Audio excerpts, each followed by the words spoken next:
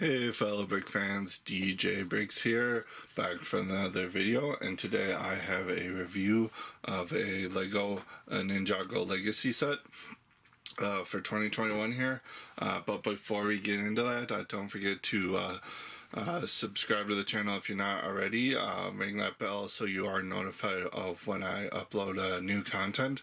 Lego Ninjago stuff I tend to upload every Sunday, and I will alternate between Legacy and the whatever new wave of TV storyline is. Also smash that like button so my channel can reach more fanatics. But getting into it again, I have a Lego Ninjago Legacy 2021 spring release. The only one for this particular release season. It is Jay's Electro Mech. It is set number 71740. It comes with 106 pieces. It is designated at that 4+ range, which I'll get to more in a minute, and it retails for $19.99, $20 US here in America. But getting another 4+ thing, I recently saw a video by a fellow YouTuber in the community, the Lego Brit. He pointed out how underrated this 4+ theme is, particularly in the Star Wars line, and I feel I took a lot away from that. Most notably, the fact that most of these sets are designed to be played rough with, that you can easily reassemble these if kids are too rough with it, just in case, unlike the bigger sets where you break something and you have to whip out the instructions to rebuild it. Here you just can easily reattach some pieces, so I will be taking that into consideration going forward when I review 4+ branded sets. But without further ado, let's get into the set, start deconstructing it to see how it stacks up, starting as always with the minifigures. So first figure we're going to look at is of course Jay. It's the same torso and legs that we've been getting for the Tournament of Elements season sets, the Legacy redesign, but this is the updated one with the correct symbol spelling there. In this set, he does come with a hood wrap piece, I think to represent the ninja suits that they have at the end of the season here. But it's just kind of a parts mismatch. The same head that we've been getting since the Ninjago movie. You can see his torso a little bit better there. But putting that back on again, that does it for Jay. And the other figure included in this set is Izor. He's pretty much the exact same we've been getting in the other sets. Nice updated torso and leg printing. Back torso printing, really nice face printing. Still has that same problem with his torso, but he does come with a sword, and that does it for him. Looking at the builds for the set, you do get a couple of scenery pieces, thing to fight over, something for Izar and a Gondry vehicle, and you get Jay's mech. But let's get into this, starting with the bits of scenery here. It's pretty much just a rock piece and a little slope piece that has a nougat colored spider piece on it. Very rare to get that color in a cheap set like this. And then you get a dark blue scorpion, which is also a relatively new color for that piece. That's kind of hard to find in that color in cheap sets. But you also get this little scenery piece of I guess just background to fight over. You get a nice little rock foundation here. Again, whole point of this is even if you are rough with this, kids can easily put it back together. You do get a couple of foliage at the top. You do get that printed round tile there. That is not new. That has come in a couple of sets now. And you have this nice little pedestal with some orange stuff at the bottom. I think displaying a golden sai. I think that's trying to be a jade blade, but I don't know why they didn't actually use a couple of different pieces to represent one of the jade blades. But that does it for the scenery. Let's move on to Jay's mech. So looking at Jay's mech here, it's a fairly nice, simple build. Pretty much expected out of the 4+ line. It does use some nice new pieces. These legs here are a new piece for 2020. Only appear in this set so far in this color, which is really nice.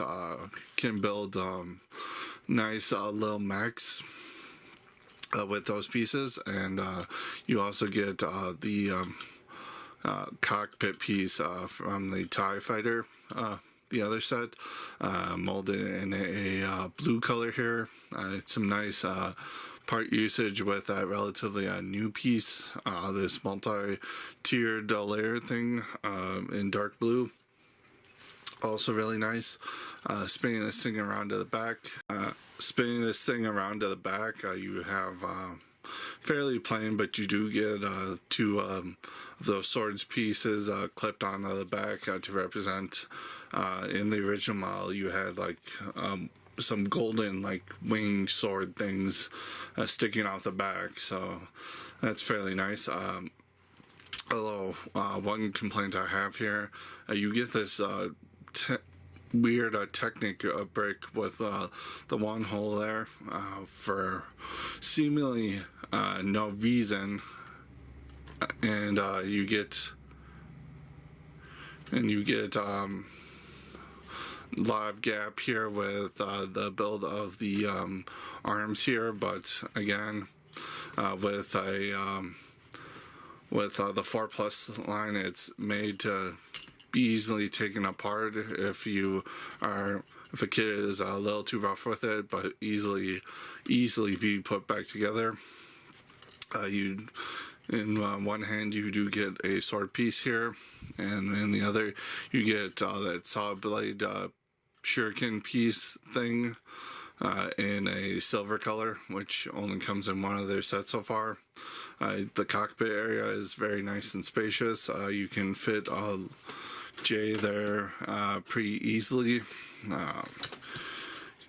and he doesn't really have any controls, but the whole point is to get him in there easily. But I would have liked to have seen something here for him to hold onto or to control the mech with, because this just looks not that great, to be honest.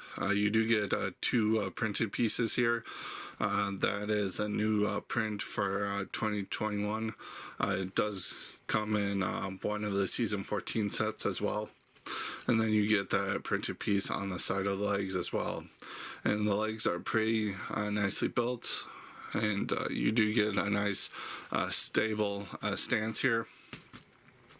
But it's very nicely designed, even though 4+ range. So let's go over articulation real quick. These arms are at a ball joint at the shoulder area, so you can get like a wide range of poses. And again, getting off the 4+, easy to put back together. You can pop that out, easily put it back on, so you can get some nice poses with those arms. You do get a 360 spin at the waist here, which is really nice considering most of the bigger mechs made at like the $70 range don't even have waist articulation. So the fact that it's on a mech this size is really nice.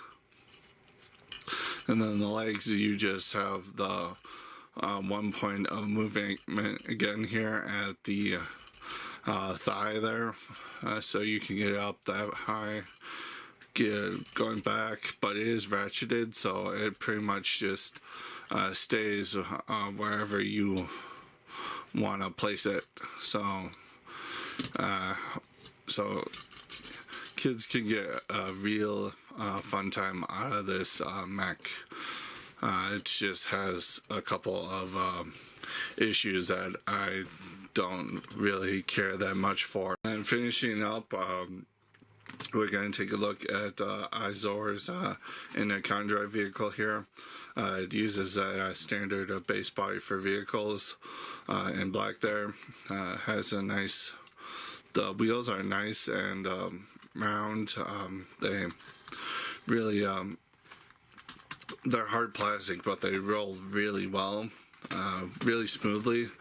So kids can have a really fun time playing with this. Again, 4+ nature of really being able to take this thing apart, be rough with it, and then still be able to put it back together again. You do have the bone and dark tan and purple motif that was on all of the Ninjago vehicles in the original line, which is really nice. You do get two 1x3 printed tiles with the wood there. It's binding a couple other sets, but again, this is a cheap set to get those in, which is really nice. You do get this nice little turret that Izor can sit in. He's got a nice seat right there. So he just sits there, pretty easy to get him sitting there. And then this turret, as you can see, spins 360. And it does have one of those recently introduced redesigns to that Technic rubber tip shooter. All you have to do is hit the red button at the back here, like one of those light features, and it just fires off. It's pretty big. Again, this tip is it's a pretty soft rubber, but it's still pretty hard, so this can really hurt someone if they're not careful, but easy to reload, easy to shoot off. So that does it, taking a look at the actual set. Let's move on to extra pieces, the box, the instructions, and I'll meet you back up for my final version. It's a 4+ set, so you don't really get that much extra pieces, but for what you do get, you get a Technic piece, connector piece in 2 separate colors, as well as an extra side piece, and that's pretty much. Looking at the instructions, that you get split into 2 separate books. Nice weird thing I noticed with these instructions, that you do have in the corner here for the 4+, you have separate bags for these sets. This did come as a 2+, 2-bag build. So bag 1 just builds what you see on the front cover here, the mech and the little rock formation, and that takes 27 pages of building. Back you got the wind thing with Lego Ninjago Movie Lloyd there. And then the second book pretty much builds all the Ninjago affiliated stuff. You do have a really nice picture of the set in action on it's pretty much the box art, but you do have that there, and you do have 28 pages of building for this booklet. You do have the rebuild the world thing right there for an advertisement. You do have all the parts inventory if you need it. And on the back, you just have a cross-sell for the first, for the 4 sets with the golden anniversary figures that came out earlier in the year. So that does it for the instruction. So looking at the box here, it's that standard $20 size box with the 4+ line. The box art does have that Lego Ninjago legacy we've been getting since the start of the year, with Golden Kai there in the corner for the 10th anniversary. You get the set specs on the side, nice product shot of the set. The giant 4 Plus there, letting you know it's a 4 Plus set. Top of the box has the minifigures with Jay sporting the actual size reference there. Flipping it around, you got that standard learn how to build thing that is pretty standard with the 4 Plus line for their boxes, as well as just a little showcase of everything included with the set. But that does it for the box. Going over my final thoughts for this set. Build wise, you get a lot here for $20. Some of it's more terrain based with the little bits of rock and foliage, but the main builds, the Izor's vehicle there is fairly nicely built. I do like the little facade they got for the weapon that they're fighting over, even if that isn't a jade blade. You can still pretend it is. Most of my issues lie in the mech and just how it was done, particularly with how the arms are with those giant shoulder gaps. I realize that they're there so kids can easily grab onto that arm and pose it without breaking it, but it still kind of looks a little wonky. Also with that cockpit there, how it's really exposed, and then you just have that weird Technic hole in right there at the back of the cockpit, and it doesn't really affect anything, it doesn't really attach to anything, so I really don't understand the point of that part usage right there. It literally makes no sense to me. QC issue wise, again, Izor's torso, I pointed out in the previous 2 sets he came in, still a recurring problem with him, as well as getting the figures. This is the 3rd time we're getting this figure, but at this point, even with the main legacy line, we keep getting the same Garmadon, the same couple members of the Serpentine, so at this point it's not really that much of a big deal. And getting to the price here, $20 for this, for a 4 Plus set of this size. Yes, it is pretty much worth it. You do get a nice sizable mech. You get all this for $20 plus 2 figures.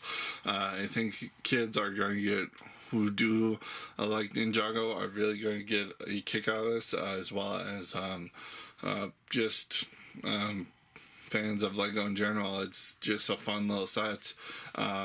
It's issues notwithstanding. For adults though, probably only buy this for like the parts. I think is the only thing you could buy this for.